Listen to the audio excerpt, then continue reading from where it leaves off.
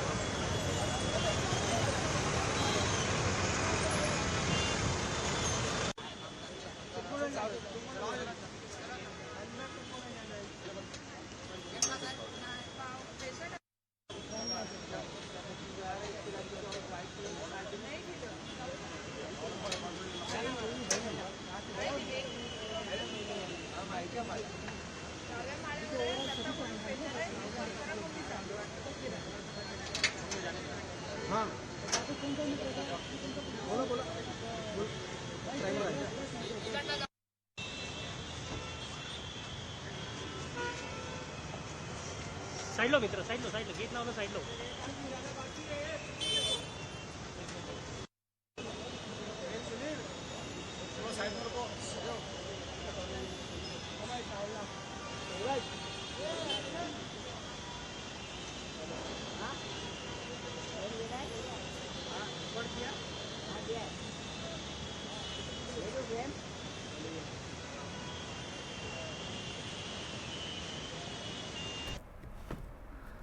Arya had no criminal records and in a video he says he was not a terrorist. He said he just wanted answers, not money but talk. He was a social entrepreneur and a project management consultant who had once worked with the same government that he would later accuse of betrayal.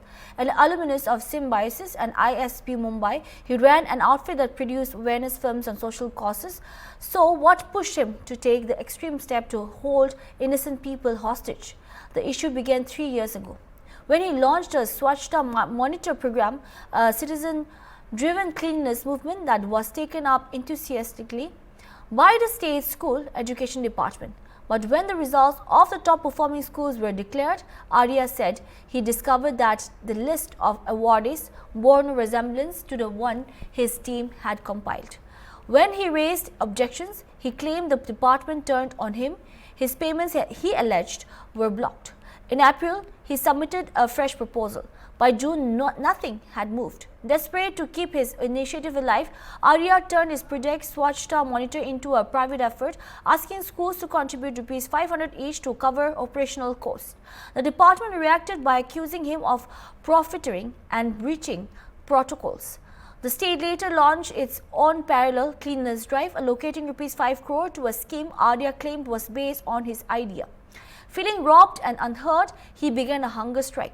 He insisted the state owed him ₹60 lakh. Eventually, former Education Minister Deepak Kesarkar intervened, handing him 2 checks, ₹7 lakh and ₹8.26 lakh. But Kesarkar, who said he had personally supported the initiative, maintained that Arya's larger claim of ₹2 crore was baseless. मैं Rohit Arya, suicide करने की जगह मैंने एक plan बनाया और कुछ बच्चों को इधर हॉस्टेज रखा है। मेरे को ज़्यादा डिमांड्स नहीं है, बहुत सिंपल डिमांड्स है, बहुत मॉरल डिमांड्स है, बहुत एथिकल डिमांड्स है। और मेरे कुछ सवाल है, मुझे कुछ लोगों से बात करनी है, उनको सवाल पूछने हैं, उनके जवाब पर अगर मुझे काउंटर क्वेश्चन है तो मुझे काउंटर क्वेश्चन पूछना है, लेकिन मुझे ये जवाब चाहिए। मुझे दूसरा कुछ नहीं चाहिए।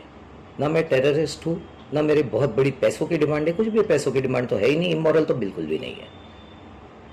सिंपल कॉन्वर्सेशंस करने हैं और जिसके लिए मैं इन बच्चों को हॉस्टेज लिया है।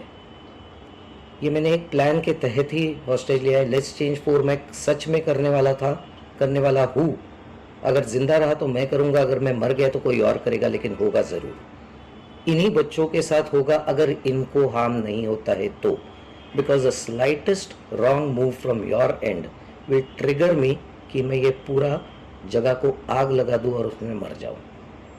मैं मर जाऊं या नहीं मर जाऊं, बच्चे अननेसेसरी हर्ट होंगे, ट्रॉमाटाइज डेफिनेटली होंगे, उसके ऊपर कुछ होगा तो मुझे पता नहीं, उसका जिम्मेदार मुझे ना गिना जाए, उसका जिम्मेदार उन लोगों को गिना जाए जो अननेसेसरी ये ट्रिगर कर रहे हैं, जबकि एक नॉर्मल कॉमन पर्सन सिर्फ बात करना चाहता है। मेरी बातें खत्म होने के बाद मैं खुद ही बाहर आऊँगा।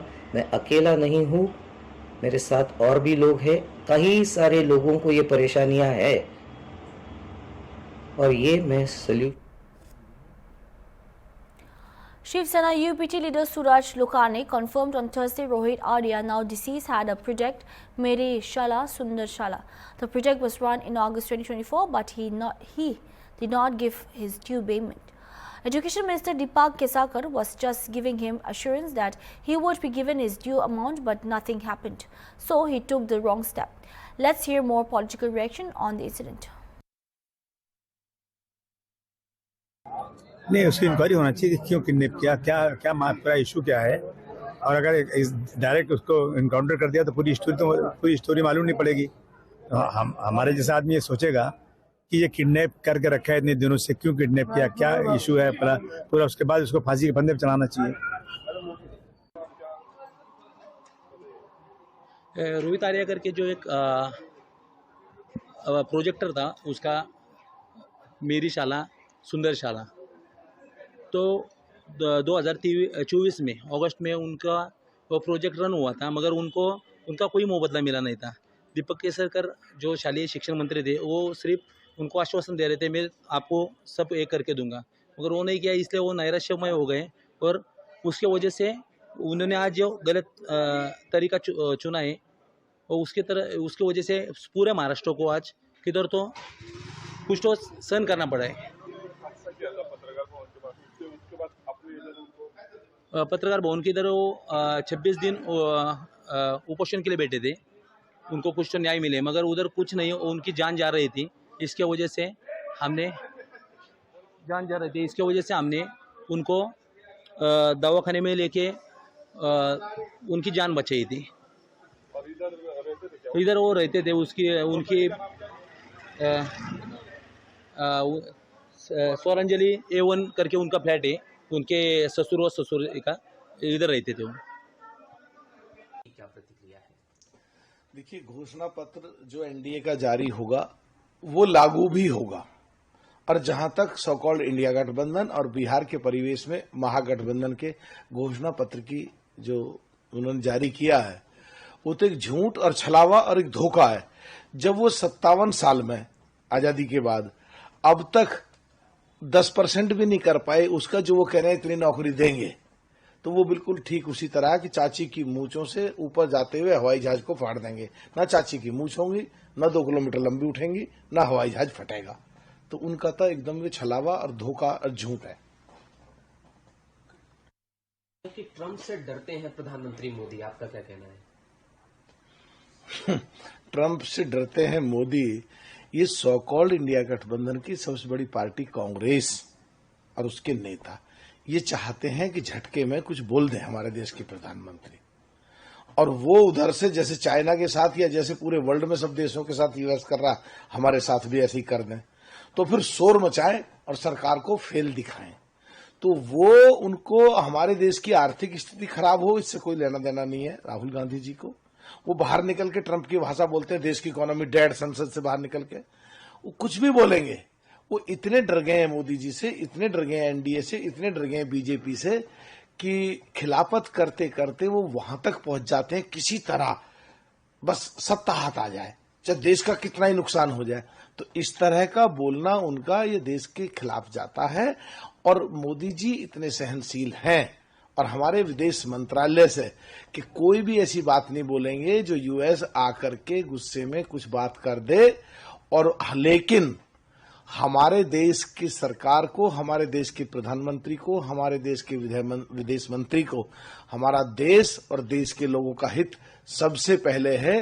राहुल गांधी कुछ भी कहते रहे, उसका ज्यादा फर्क नहीं पड़ता है। और यूएस के साथ भी सही तालमेल हो गया है, 40 देश जिनके साथ व्यापार नहीं हो रहा वहां भी व्यापार हो रहा है। देश की इकोनॉमिक ग्रो हो रही है। पिछले साल की जीडीपी 6.4 थी, इस साल की जीडीपी 6.6 है। तो इनके सपने मुंगेरी लाल के धरे रह जाएंगे। ये बेचारे किसी तरह भी बदनाम करने का ढूंढ करके सत्ता में पहुंचना चाहते हैं, पर ऐसे ही पूछते रहे जो देश के खिलाफ जाते हो तो कुछ नहीं होने वाला इनका।